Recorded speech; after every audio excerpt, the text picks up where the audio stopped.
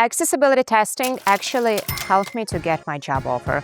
So let me explain why accessibility matters and how you can start doing it. Why does accessibility matter? The simple answer is not everyone uses the web the same way. Some people rely on a keyboard instead of a mouse when navigating the web page. Others use screen readers to hear what's actually on the page. So if the product isn't built with that in mind, it can completely exclude people with disabilities from using it. One quick note, to really understand accessibility testing and accessibility issues, it helps to know some basic HTML and CSS, since most of the issues come from how elements are coded. Another thing is WCAG, that stands for Web Content Accessibility Guideline. No worries, you don't need to memorize every single rule from this guideline, but it is good to know the basics because most of the team use WCAG as a reference to check if accessibility is met. And most of the tools refer to WCAG when flagging accessibility issues. Before we get into it, let me quickly introduce myself in case you are new here. My name is Valerie. I am a QA engineer and mentor at Codify Tech Bootcamp, where we help people like you to become a tech professional from scratch or improve your existing skills. Now, hit that big fat thumbs up button below and subscribe to our channel. And let's get started.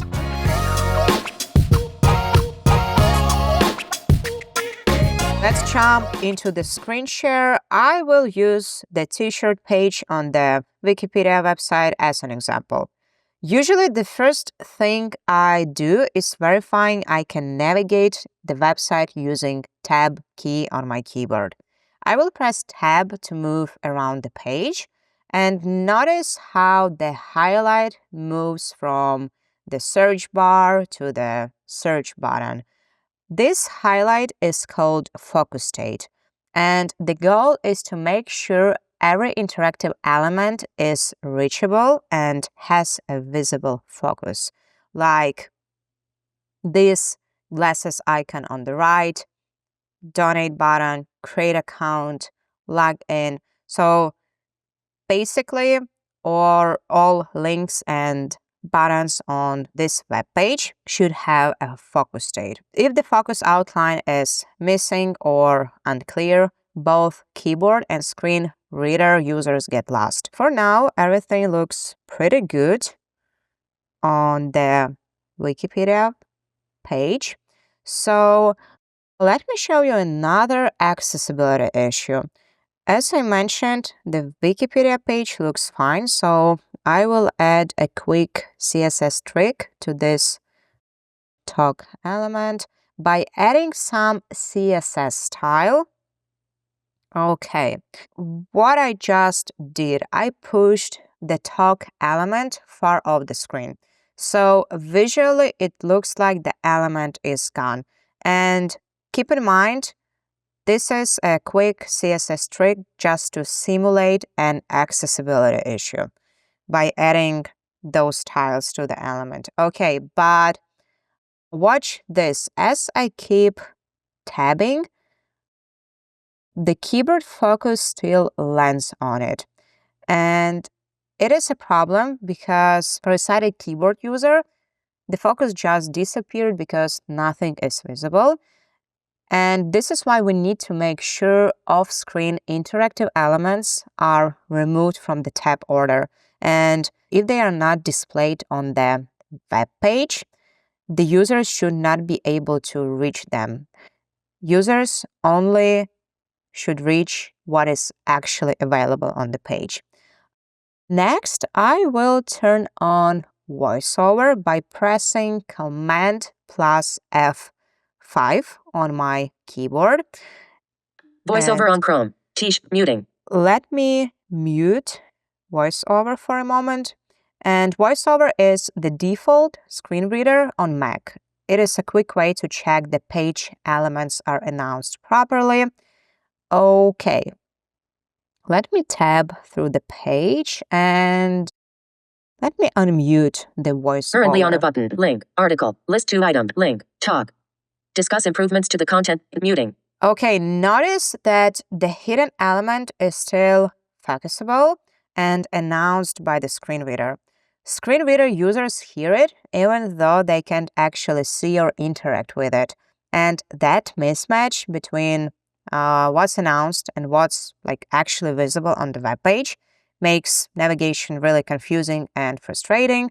So we should always watch out for issues like that. Next, let's check this tool's dropdown.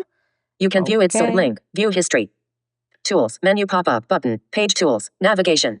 Muting. VoiceOver recognizes it as a pop-up button, and I can open it by pressing return on my keyboard and move through the options with the tab key on my keyboard. So let's do it and let's verify if the options in this dropdown will be announced by a screen reader. Tools. Menu pop. Move to sidebar. Link. What links here? List link. Related change it. Link. Permanent link.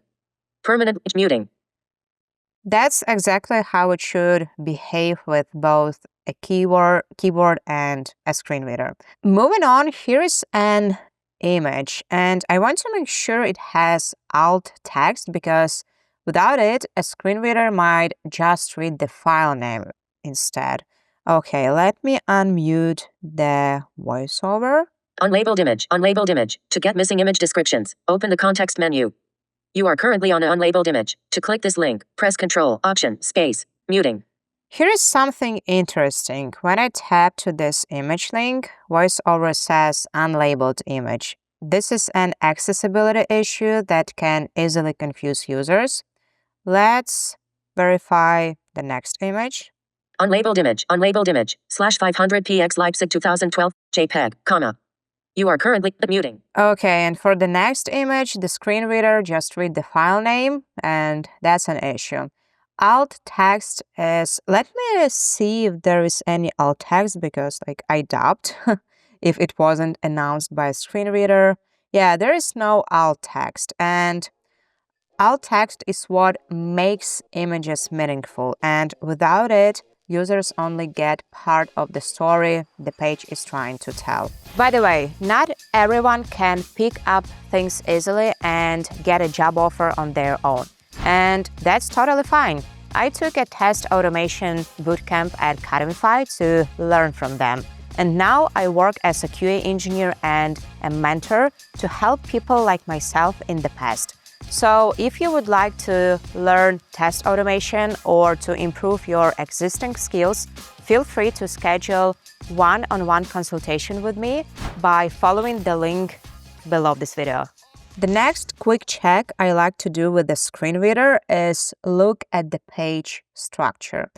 I will open the router using Control Option U, and I want to see if the site is using proper headings and landmarks because those make navigation much easier. This gives me an outline of the page, and I can see the headings are in the right order, like H1, H2, H3, and so on. So Wikipedia handled this really good. And I can see that headings, they're not just using heading tags for styling, which is a mistake I see a lot. Headings should form the skeleton of the page. And I can use the arrow keys on my keyboard to navigate through headings. 3. V-neck. 3. Screen printing. 3. Tie-dye. And by pressing return on my keyboard, I can navigate to this specific section on the page. Heading level 3, tie-dye. You are currently on a heading level 3. Okay. And Headings menu. let's also verify the landmarks. So here we can see that Wikipedia includes banner, site navigation, search, etc. And that's really great because it lets me jump straight to the content I want. And some sites don't bother with landmarks, and that slows everything down. For example, if I will press return, I will be navigated to the footer section. It is really great. And finally, let's check color contrast. This is one of the most common accessibility issues. Let me turn off the voiceover. Okay, so color and contrast issues, they are not always obvious at first glance. So for this, we will use Lighthouse. And Lighthouse is built in right into Chrome DevTools. So we need to open Chrome DevTools, click on the Lighthouse, and under Mode, I select Navigation Default. That loads the page just like a real user would. Under Device, I select Desktop, and under Categories, I select only Accessibility, so the report stay focused on the accessibility issues, and we're only interested in accessibility problems that Wikipedia page might have. Okay, then I click on the Analyze Page Load button, and Lighthouse generates an accessibility score along with a list of issues. But let's wait a moment. Okay, so the accessibility score is 85. Not bad, but let's see if we have any color or contrast violations. Yeah, we have, quite a lot. Okay, so the background and foreground colors do not have a sufficient contrast ratio. And here we can see an example that the show text here is, I would say, like light blue. It blends with the background color, and that's hard to read for people with vision impairments, or even sighted users might miss it in bright light. The thing about Lighthouse is that when clicking right here, it shows the exact element in the code. It even links to resources to help pick up accessible color values. And right now we are navigated to DQ University, and their website explains each issue in detail, like why it matters and how to fix it. Since we have already run the check, let's take a look at some of the other issues Lighthouse found. Here we can see that it confirms something we spotted earlier with VoiceOver: images missing alt text. That's why automated tools are helpful. They back up what you catch manually and make it easy to share with your team. And what do we have next? Links do not have a descriptive names. That means the link text or area label is missing. So a screen reader might just announce it as a link, which isn't helpful at all. Other issues that we can see is that touch targets do not have sufficient size or spacing. And that issue affects mobile users who rely on tapping accurately, so it is both an accessibility and usability issue. Here you can see the highlighted error. So yeah, on mobile device, it will be really hard to tap on these letters. Now let's switch to UX DevTools. Unlike Lighthouse, UX DevTools is not built into Chrome DevTools. Oh, not this one, but this one, yep. So we will need to navigate to the Chrome Web Store and add this extension to Chrome. Now let's navigate back to our page and refresh the page. Okay, let's open DevTools, and here we have UX DevTools. Okay, select your role. My role is tester, and I definitely accept terms of service and have read the privacy policy. Okay, let's run the full page scan. Let's wait a few minutes. Oh, it was really fast. One of the advantages of UX DevTools is that it is really faster than Lighthouse. And unlike Lighthouse, which gives you a score and a quick list of issues, UX is focused only on accessibility. And here it found 23 issues. We can see that some of them, like elements must meet minimum color contrast ratio and images must have alternative text, etc., they overlap with Lighthouse. The nice part about UX DevTools is how interactive it is. For example, I can open the issue, see the element location, the suggestion on what should be fixed. Basically, it looks similar to the Lighthouse, but in my opinion, UX DevTools is much better. I don't know, I just like it more. And if I scroll down, I can see some extra details at the bottom, like which WCAG rule is linked, the impact level, and references to standards like this one. So that's really useful when you need to justify issues to stakeholders or add proper references in your tickets.